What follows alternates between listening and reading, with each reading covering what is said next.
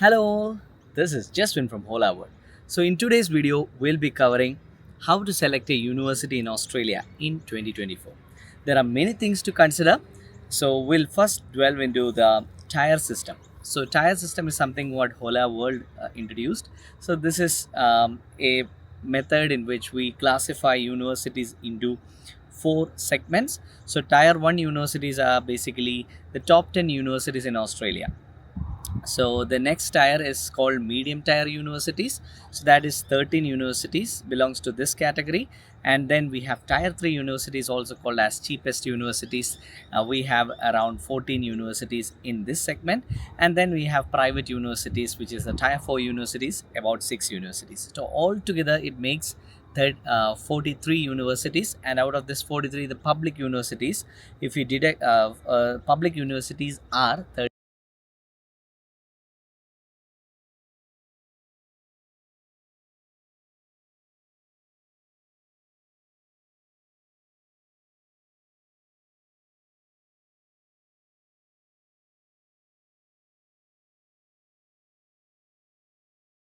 plus two other institutes, universities like UTS and Macquarie University comprises the top 10 universities or the tier 1 universities.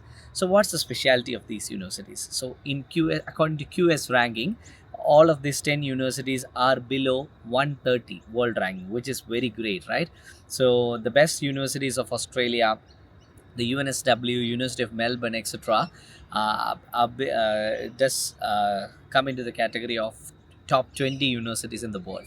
So that is closely matching with the Ivy League universities, the Cambridge, the Russell Group, etc. So Australia has very good institutes, and the top 10 universities are very promising in visa success as well. All of these 10 universities are level 1 universities as well. So I'll delve into that. What are level 1 and level 2 and level 3 universities?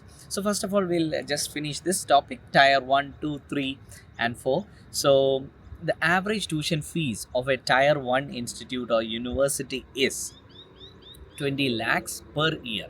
So per year 20 lakhs Indian rupees is the average tuition fees.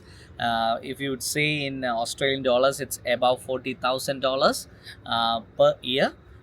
This is after considering the scholarships. So for an average Indian international student, they have a 70 percentage scholarship, and 70 percentage marks. Who has got 70 percentage marks will get around 20 to 25 percentage of scholarships, and University of Adelaide is providing 30 percentage scholarship for people with 75 percentage of marks. So after considering this scholarship amount, the fees will come around 20 lakhs Indian rupees, or more than 44,000 Australian dollars. Okay. So next is tier 2 universities, and that ranking of tier 2 universities ranges from QS 200 to QS 400 ranking. So they are all of our IIT par universities. They have a ranking similar to IITs. Most of our IITs belong to this range. And then we have tier 3 universities, also known as the cheapest universities. They are cheapest for a reason. The QS ranking is below 400. That means it ranges between 400 to 1000, and the average annual tuition fee is around 12 lakhs. Then we have the private universities. Out of that, Bond University is an exception. That is the only level 1 university. The all other universities are low grade universities. So their ranking is 1200 plus 1000 plus. So for these universities, most of them, we don't get bank loans as well. If you apply for education loans, the banks won't provide loans. So except Bond universities, all other universities are hard, and even Bond is also not very much well appreciated because it's a private university. So these are the total university classification based on their tier or the QS ranking or the fees. So this ranking is directly proportional to fees.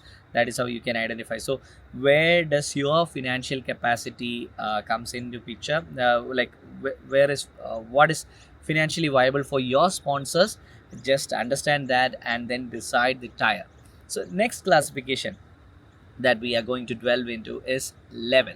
So level is, if you Google what are the level 1 universities, you might get misleaded easily. There are other YouTube contents as well I've seen recently. Also maybe you will see articles on that. So but actually this is based on the assessment level. So you need to specifically type in assessment levels, and not many helpful information is out there. So we are putting a detailed video of 2024 what are the assessment levels, and I will explain what are the assessment levels, and will provide you a detailed video soon, coming soon on this channel.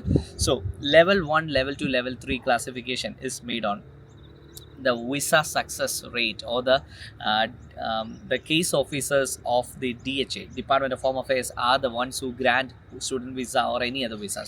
So to in order to make their job easier, the case officer needs to identify whether an application is going to a dependable university. So universities has their own administrative capabilities, and they might place a genuine student or not based on their capacity or their capability, right? So if a university is placing a good number of genuine students into their university, then they are considered as a level 1 university, whereas a mediocre university who are failing to get in a good number of genuine students, they are level 2 universities. So how do they classify this? In the previous intakes, the number of students who got enrolled into this university and successfully completed the course, the DHA has a good statistics of this. Based on this, they classify it as level 1, 2, or 3 universities. So level 3 universities, for an Indian student to apply, the visa success rate is very low. So two things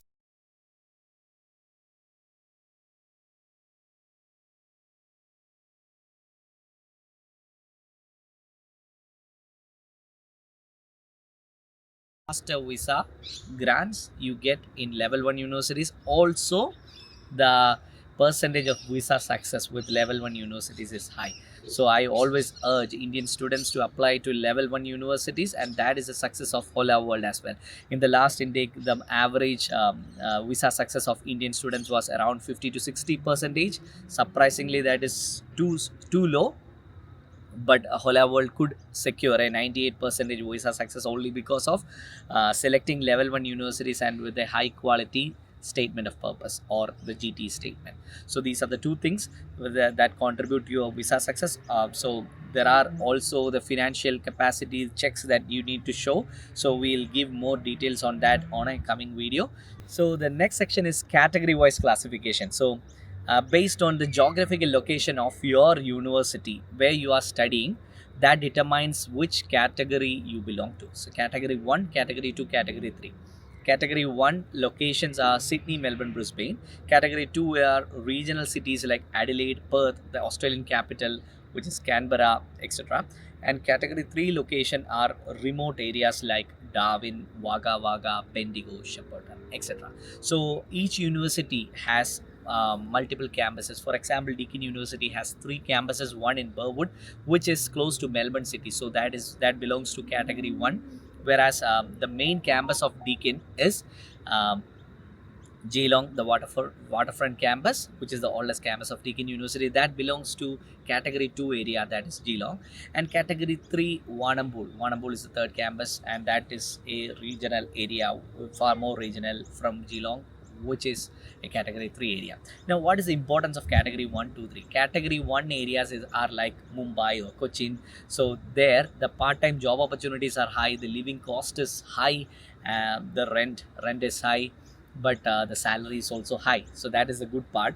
Whereas category 2 areas, the living cost is low because the rent is low, and but the part-time job opportunities are comparatively low when compared to category 1, and the wages might be also a bit less compared to category 1. When you move to category 3, again, you can it's the extreme. So the amount of part-time jobs might be lower than category 2, and the wages might be also lower. But anyway, Australia has a fixed standard rate of $21 plus, is the average, is the minimum rate that you need to get as a wage. So that way you are protected. But when compared to the other job opportunities, category 3 areas will have less job opportunities. So but the advantage is the living cost is very low, so which is the advantage. And for international students, I would recommend doing studies in category 2 or category 3, because you will get additional 5 points in your PR application. So the point table distribution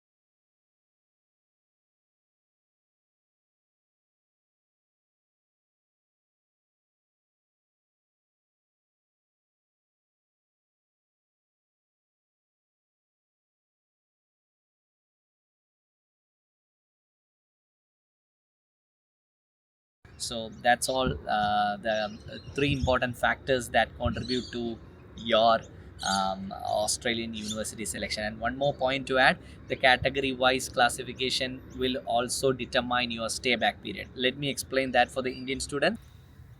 So in category 1 location, the bachelor students will get a stay back of 2 years, and in category 2 location it is 3 years of stay back, and category 3 it is 4 years of stay back. And for master student, for Indians only I'm telling, we have an additional 1 year of stay back, which is for masters category 1 it is 3 years of stay back, category 2 it is 4 years, and category 3 it's 5 years of stay back. Plus, for bachelor's first class honors, people with Indian students who has had first class honors, once they complete, then they will have an additional 2 to 3 years of stay back as well. So that's all for today's video. We have covered all three segments, the tier classification, level classification, and category wise classification. If you have more doubts on this and any Australian admission counseling doubts, any study related doubts, you can contact us. So please fill in the inquiry form given in the description. Also, it is shown as a QR code here, and you can contact us through our WhatsApp number as well. Our team are working very hard to help you guys, and our team will get back to you within 24 hours time frame. Thank you so much for watching our video. Stay tuned to our channel for more informative videos like this to make your Australian journey easy.